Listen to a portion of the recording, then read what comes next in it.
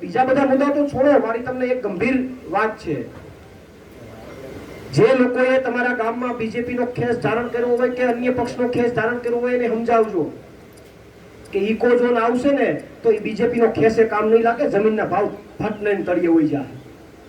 તમારા ગામના પ્રોપર્ટીના ભાવ, તમારા મકાનના ભાવ ફટને તળિયે હોઈ જાય. ત્યાં બીજેપીનો ખેસ કામ નહીં લાગે.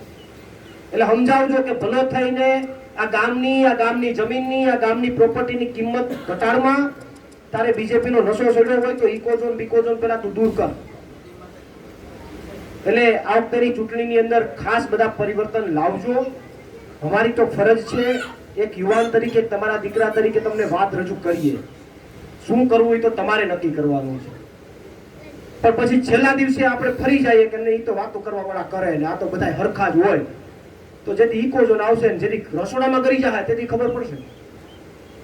જેથી વાત રસોડામાં આવી જાય, જેથી તમારી જમીનના ભાવ 15 લાખ કે પહોંચ્યા હશે કે 10 લાખ કે 25 લાખે પહોંચ્યા હશે, એને 5 લાખમાં પણ કોઈ લેવા વાળો નહીં હોય.